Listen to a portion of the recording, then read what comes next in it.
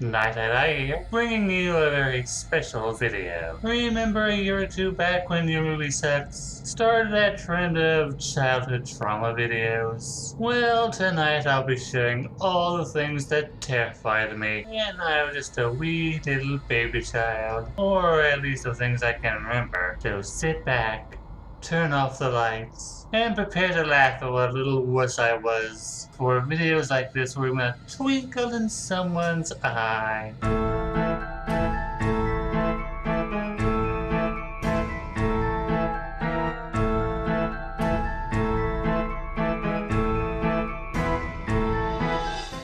Let's start with my earliest terrifying memory. Way back when I was just either 5 or 6, my family lived in a 2-story house. My parents had portraits of me and my siblings made, and they were put on the walls in our rooms. Back then the dark didn't really bug me all that much, but maybe after 5 or 6 minutes of lights out, I swear as I looked at my portrait, which is on the opposite wall of my bed, that it would smirk at me. I'm pretty sure I ignored it the first few nights, but the longer I looked at that picture, the more and more it changed before I swear to heaven above that it would start to look like a horrible monster. When me and my brother were given separate rooms, I saw that all 3 of the pictures were put on the opposing wall of my room, and whenever it was time to go to bed, I'd close the door so I wouldn't have those things staring at me all night.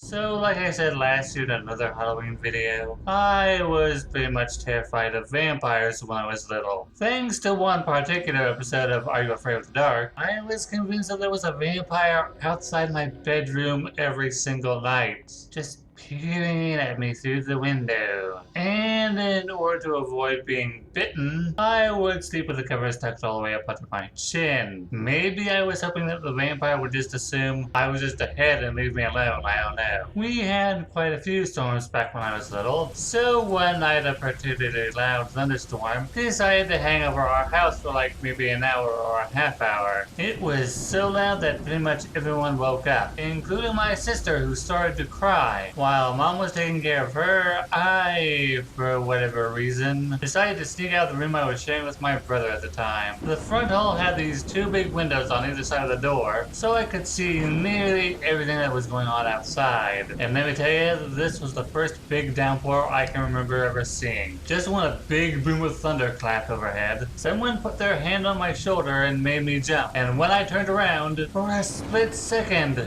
I thought I saw Dracula, his cape pulled up like bat wings, and his fangs ready to bite into me. Needless to say, I wetted my onesie and screamed bloody murder. But then I saw it was simply my dad who had come to find me. Even if it had just been my imagination, I sat up in bed for like what must have been an hour before finally going back to sleep.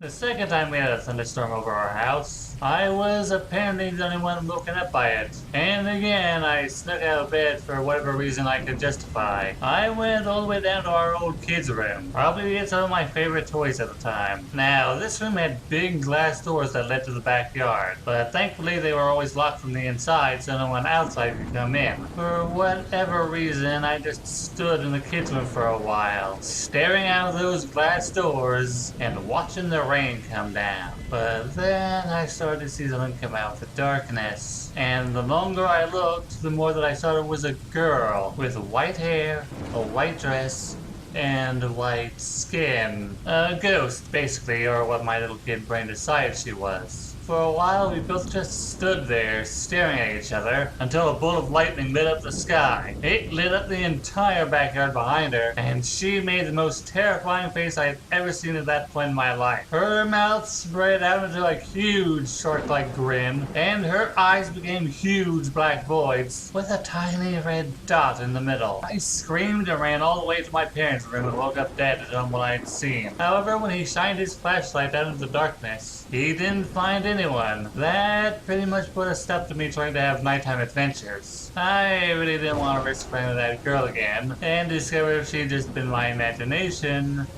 or if she'd actually been there.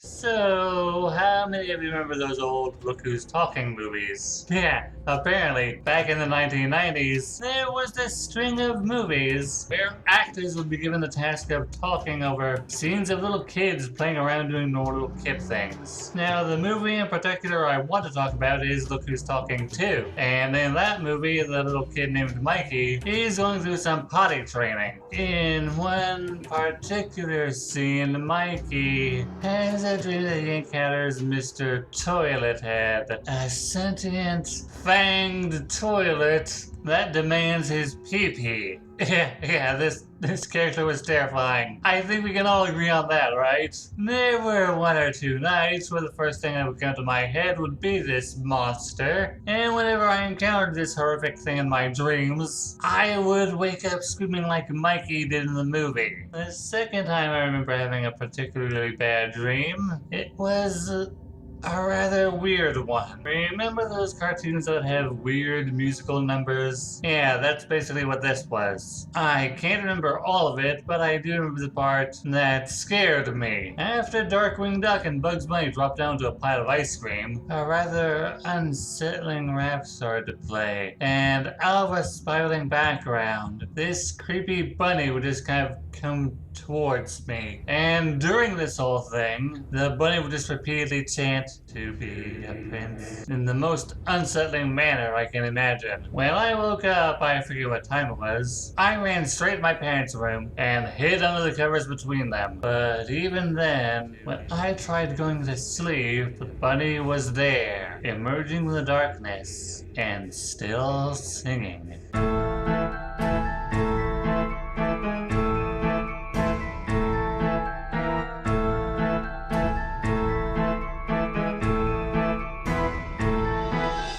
Before I got absorbed into this cesspool we call the internet, I loved to read as a kid. And the types of books I enjoyed reading were usually about folklore. Anything from fairy tales to myths and legends, especially if they had ghosts and monsters in them. Whenever I found a book about monsters, I would read it as often as possible. But as you may expect, constantly reading about creepy stuff did tend to give me nightmares, and I did see more than my fair share of creepy pictures. One of the books I want to highlight here is Monsters You've Never Heard Of by Raymond Vaughn. I found the book in my junior high library, and I was immediately drawn to it by its cover, which has this sort of demon thing on it. I learned about all kinds of monsters, but I think the ones that stick out to me the most were the Hairy Hands of Dartmoor, Spring-Heeled Jack, the Jersey Devil, and the Dover Demon. Hearing about a guy who had unnatural abilities like breathing flames and jumping long distances did creep me out, and I think I did have a nightmare about the Hairy Hands grabbing my dad while he was driving once, but I think the Jersey Devil and the Dover Demon were the ones that creeped me out the most. Hearing that the Jersey Devil was once a human child that mutated and slaughtered its entire family soon after birth just really unsettled me, and alleged sightings didn't really help that much either. I always sort of got the impression that I would wake up one night, look out my window, and see that thing standing on the roof of someone's house. When I read about how this thing supposedly has the body of a kangaroo, with the wings of a bat and the legs of a horse, I thought it sounded kind of silly. And then I saw the most commonly used drawing that visually represents this beast, and everything about it just looked wrong. As for the Dover Demon, it's tiny, crawls around like a deformed baby, apparently has hands and feet that leave indentations on whatever they touch, and apparently has eyes that glow in the dark, set inside that big, oversized head it has. The creature as a whole just has this entirely alien appearance to it. That still makes me not want to look directly at it. These days, I'm not so worried about running into these monsters, but back then, I would stay up 20 minutes longer than I usually did before going to bed.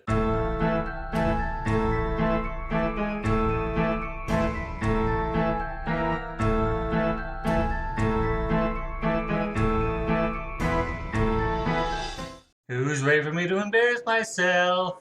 More than I already have, that is. One of the things I enjoyed most as a kid were these animated movies about a little girl named Dot who lived in Australia and had the ability to talk to animals. I watched mainly because I loved animals back then, and these movies did teach me about animals like koalas and platypi. One movie called Dot and the Smugglers is basically what it says on the title. Dot and her animal friends thwarting a pair of smugglers who run and manage a fake circus. Part of the plot, though, is that the brainiest smuggler wants to capture the bunyip that has made Dot's town popular. The movie opens with a pair of smugglers eavesdropping on two men discussing the first original bunyip sighting, which transitions into the movie's first song, which I think is called Don't Go Out Tonight. The song focuses mainly on a crowd of animals being terrorized by the unseen bunyip, and the performer does an excellent job of being creepy. Even if a lot of the animals' reactions are just stock footage from previous movies, the way they react to the bunyip coming out of the water is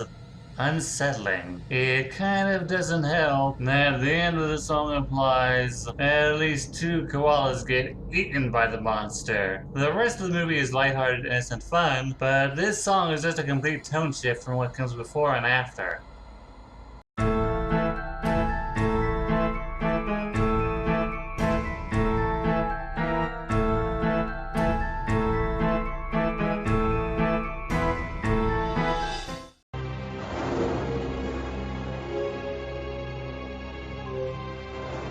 I'm waiting for you. Come back to me. Return to your beloved. I'm waiting for you! Yeah, I wasn't joking when I riffed on this episode with Melantart. This opening scene did make me run out of the room screaming the first time I saw it as a kid. What's worse is I immediately had to go to school after this. I had no clue what happened for the rest of the episode until I rented the DVD from our local Randall's. I had the image of that laughing Ghastly pop up in my dreams a few times, and the next time I saw Ghastly, it was popping up in the Tower of Terror episode, and I screamed when I saw it then too. These days though, I love Ghastly, and think it's one of the coolest Pokemon ever, despite its simplistic design.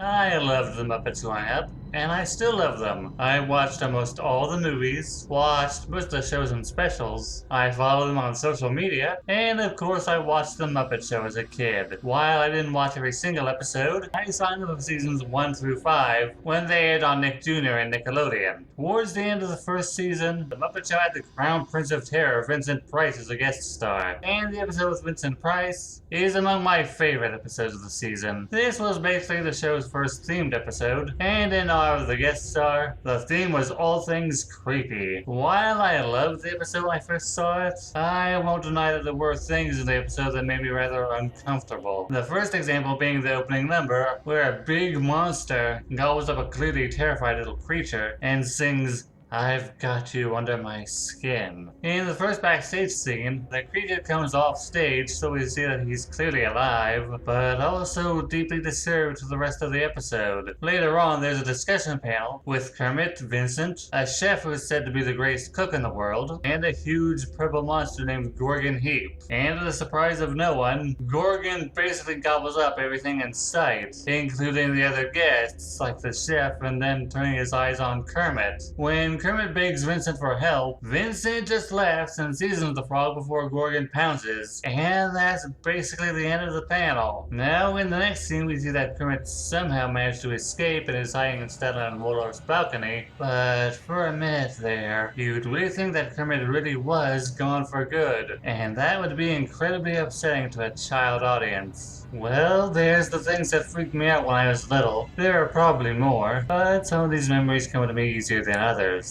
I hope you all enjoyed this video, and that you all have a happy and safe Halloween.